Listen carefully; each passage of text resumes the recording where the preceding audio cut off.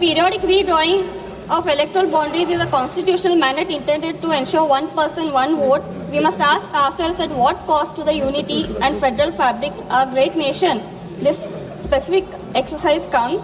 So I would like to suggest few points. The penalty for the progress. The primary argument against the current framework of delimitation is that inadvertently penalizes the states that have successfully implemented the national goals. For decades, several states, particularly in the south, have stabilized their population growth through rigorous family planning, education and health reforms. If we base the allocation of seats strictly on the previous census, these states stand to lose a significant parliamentary representation. So in essence, we would be telling these states that the reward for socio-economic progress is diminished voice in the highest temple of democracy. So the second one is a threat to the federal equilibrium. Our union is a delicate balance of diverse linguistic and cultural identities. The strength of the Indian federalism lies in the fact that no single region can dominate the national narrative. The political marginalization, a shift in the number of seats towards the high population states could lead to a permanent political imbalance. Policy bias. The central government might naturally prioritize the needs and sentiments of the regions with higher seat counts, but leaving the performing states feeling like mere spectators in their own country. So another issue is the economic contribution of the political power. There is an undeniable economic dimension to this debate. The states are likely to lose relative representation, are often the ones who contribute disproportionate share to the national GDP and the central tax pool. To reduce their political legislative power while continuing to rely on the economic output creates a sense of taxation without proportionate representation. This is the recipe for a regional friction that our internal security and national harmony cannot afford.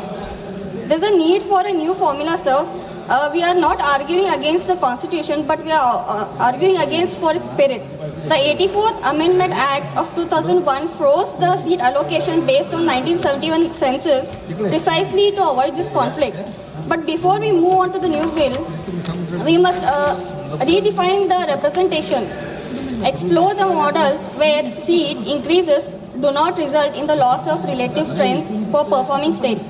Strengthen the Rajya Sabha seats, considering power of the upper house to act as a more robust safeguard for the safe interest. And the build consensus, a change of this magnitude requires a great compromise, not a single legislative push.